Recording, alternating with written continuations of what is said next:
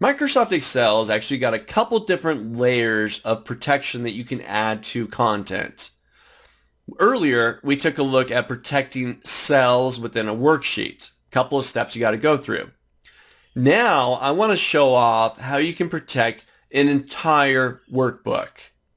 Not really the content necessarily within the workbook, but the structure of the workbook.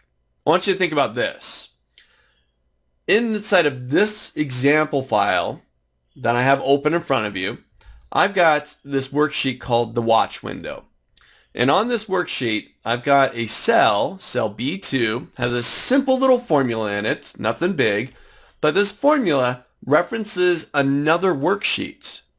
It references it by its name, formula auditing, right there. Well, what happens if somebody renames that worksheet or deletes that worksheet? What if you had multiple formulas that reference multiple worksheets, and now you got people that are messing all around with the worksheets, their names, they're deleting them, and now what happens to your formulas? Right? They're now broken because that data is gone. It's missing. It can't find it.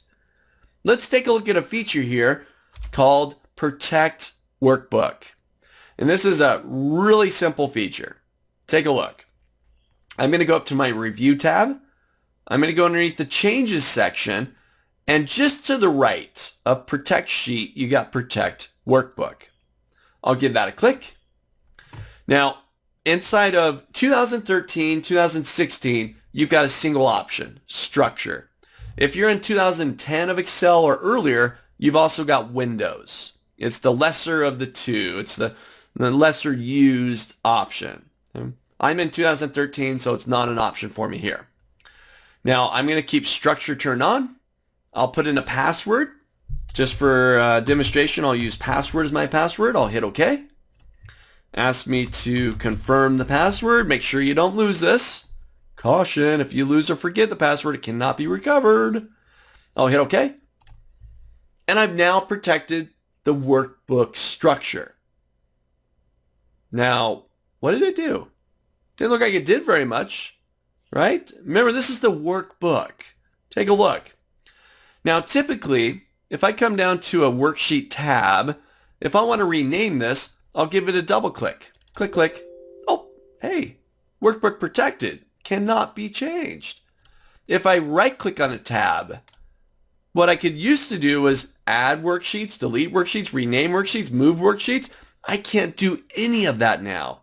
I'm now protecting the structure of the workbook itself. This will ensure that people aren't renaming and deleting stuff that I need within this workbook. You've nailed it down. It's final. Don't touch, right? Hands off. There's the data. You can work with that, but don't change the structure. One button press. It's up on your Review tab. Protect the workbook, and you're golden. That's simple. Now, if you want to reverse the process, right? I want to be able to get back in there and add new worksheets or rename stuff and modify formulas. Well, great, no problem, as long as you have the password. Back to Review, I'll click on Protect Workbook.